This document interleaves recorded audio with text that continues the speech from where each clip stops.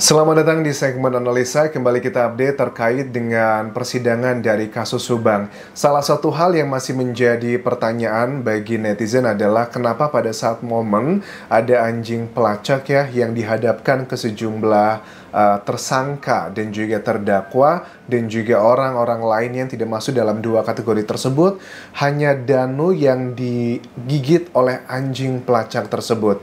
Di sini ada keterangan dari Ahmad Taufan, kuasa hukum Danu, yang mengatakan bahwa kita ketahui bahwa di tanggal 19 Agustus 2021, satu hari setelah terjadinya peristiwa pembunuhan Bu Tuti dan juga Amel, itu kan Danu diminta oleh salah satu anggota kepolisian di Polres Subang lewat banpolnya untuk masuk ke dalam kamar mandi untuk membersihkan dan juga menguras air di bak mandi yang merupakan tempat untuk membersihkan kedua korban.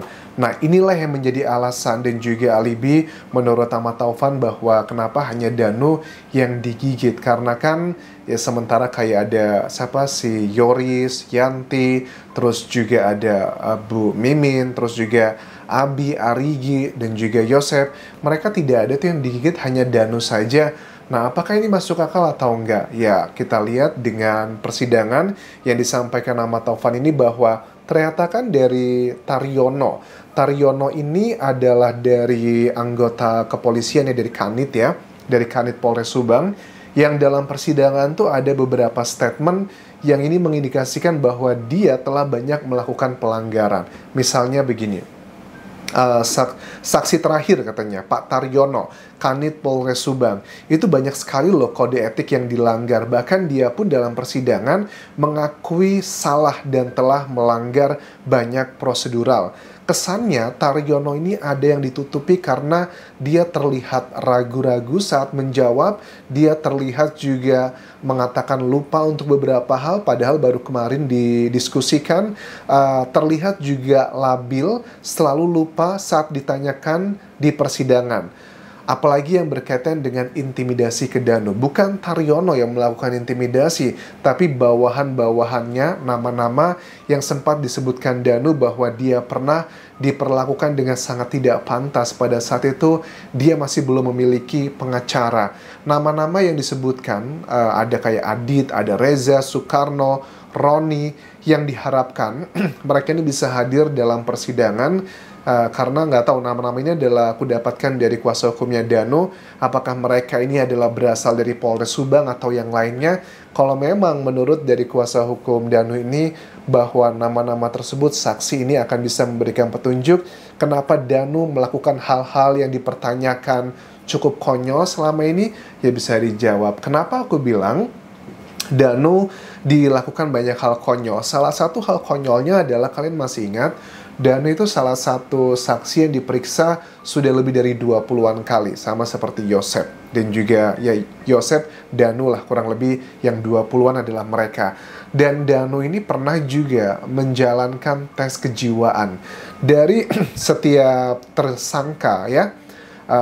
Tersangka Yosep, Abi, Arigi, Mimin, kayaknya tidak ada mereka yang pernah dilakukan tes kejiwaan, teman-teman. Kenapa?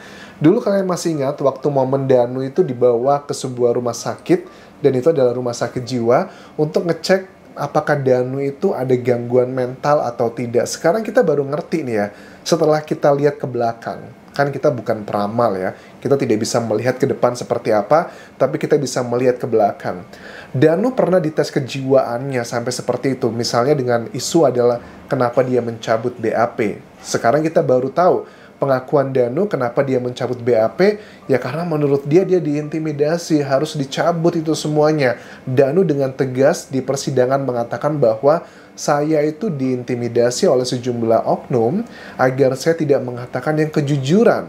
Bahkan di tanggal 31 menurut Ahmad Taufan, aku nggak tahu bulan berapa ya, dikatakan bahwa tanggal 31 sebelum didampingi oleh pengacara, Danu itu sudah membuat pengakuan yang which is pengakuan itu adalah yang sama dengan pengakuan yang sekarang yang menjadikan Yosep, Abi, Arigi sebagai tersangka. Tetapi gara-gara ada banyaknya intimidasi itu yang ngebuat Danu ngerasa kayak ada gangguan mental. Makanya salah satu alasan menurut aku kalau aku cek ke belakang, Danu dites kejiwaannya untuk ngecek apakah dia masih layak atau tidak, kredibel atau tidak untuk dimintai keterangan tersebut. Dan akhirnya ternyata ya kalau aku lihat sekarang Danu sudah diproses untuk menjadi justice kolaborator, ya artinya sudah melewati bahwa dia adalah dalam kategori yang jiwanya normal. Mungkin bagi sebagian orang dengan latar belakang Danu seperti itu, kalau dibegitukan mungkin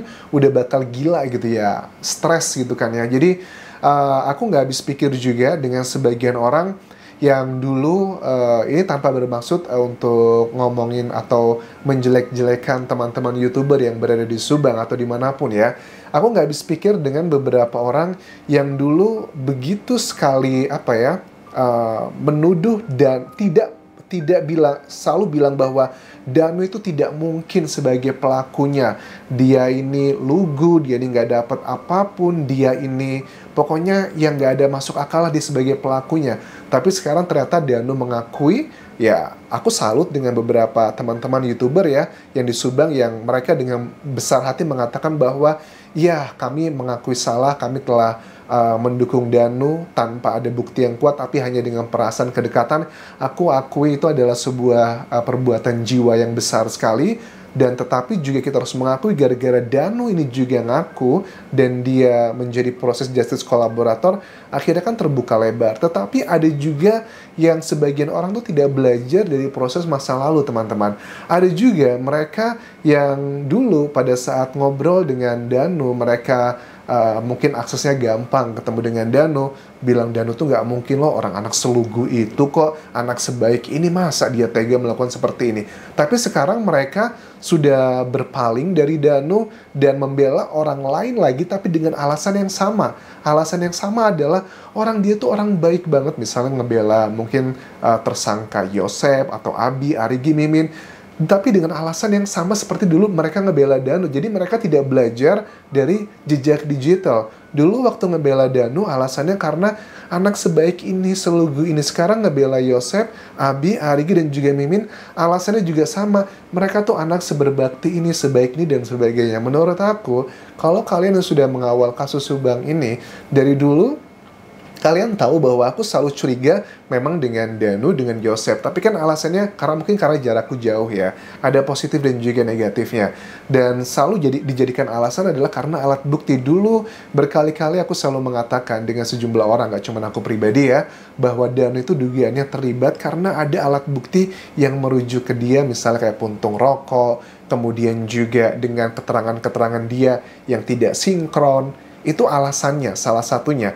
Yosep pun juga sama. Salah satu orang yang mencurigai juga aku dari awal sampai sekarang. Bahkan pada saat aku ngobrol langsung dengan Pak Yosep pun, aku selalu bilang ke Pak Yosep, mohon maaf ya dengan segala hormat. Walaupun Bapak memberikan informasi banyak ke saya, tapi jujur saya masih curiga dengan Bapak adalah dengan 2 noda merah yang ada di bajunya Bapak. Itu masih belum bisa saya pahami kenapa Bapak ada 2 noda merah tersebut. Itu aku ngomong langsung di hadapan Pak Yosep pada saat Pak Yosep sering sekali berkomunikasi ke aku, tapi kan tidak semuanya aku angkat. Pak Yosep misalnya ngechat pagi ini, tapi mungkin malamnya baru aku baca karena dengan berbagai kegiatanku. Begitupun juga dengan Ibu Mimin, Abi, Arigi. Dengan Ibu Mimin aku juga pernah ngobrol bahwa ya Bu Mimin selalu menceritakan tentang permasalahan di keluarganya, apalagi dia adalah istri yang kedua. Abi dan Arigi aku tidak pernah ngobrol, tetapi pernah berkomunikasi lewat satu sosial media dengan salah satunya yang memberikan pesan, tapi aku tidak terlalu mau mendalami karena mereka-mereka ini adalah masih punya motif nih. Dan sekarang kan ternyata pas dicek dengan persidangan, ya ternyata memang betul si Yoris itu pernah melakukan kekerasan terhadap Ibu Mimin. Dan ini bisa menjadi alasan bahwa apa jangan-jangan kedua putranya Bu Mimin ngerasa sakit hati juga dengan peristiwa tersebut. Tapi kan itu sudah lama, Anjas. Ya namanya sakit hati itu kalaupun sudah setahun 2 tahun belum tentu hilang, bahkan juga puluhan tahun pun masih akan terus terngiang-ngiang gitu teman-teman. Nah, kembali mengenai keterangan dari Ahmad Taufan ini terkait dengan sejumlah keterangan terutama dari Pak Taryono, Kanit Polres Subang ini juga menjadi salah satu hal yang unik ya. Dari Taryono menurut Ahmad Taufan bahwa dia ini sudah mengakui melakukan banyak pelanggaran prosedural.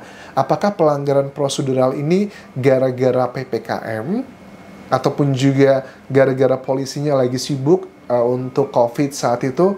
Konteksnya kan di tanggal 18 Agustus 2021. Lagi sibuk polisi ngurusin COVID saat itu. Apakah gara-gara itu atau sebenarnya Pak Taryono di persidangan tidak bicara lugas dan juga jelas karena dugaannya melindungi orang-orang yang lebih besar lagi?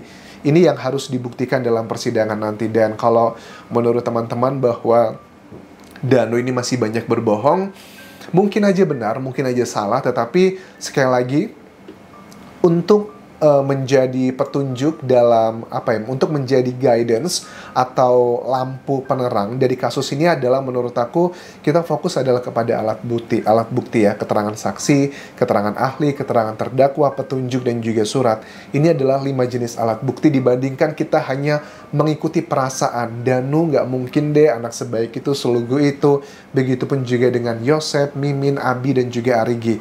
Terlepas dengan azas praduga tak bersalah karena dalam proses persidangan, tetapi menurut aku ini sudah on the right track. Dan di video sebelumnya pun sudah aku bahas ada beberapa statement dari sejumlah saksi yang sudah linear dengan keterangan Danu, padahal awal-awal diprediksi bahwa keterangan mereka ini akan bertolak belakang dengan Danu. Salah satunya adalah mengenai baju Yosep yang ternyata juga sama seperti yang disaksikan salah satu saksi dengan apa yang dipakai oleh Danu. Kalian tonton di video sebelumnya dalam rangkuman sidang ke-8 di video sebelumnya. Aku rasa itu yang bisa aku update mengenai persidangan kasus Subang. Kalau ada update terbaru, kalian bisa tuliskan di kolom komentar video ini. Dan terakhir, tinggalkan like, terus juga subscribe channel YouTube ini, follow Instagram, Facebook, dan juga akun TikTokku di Anjas Asmara. Sampai jumpa.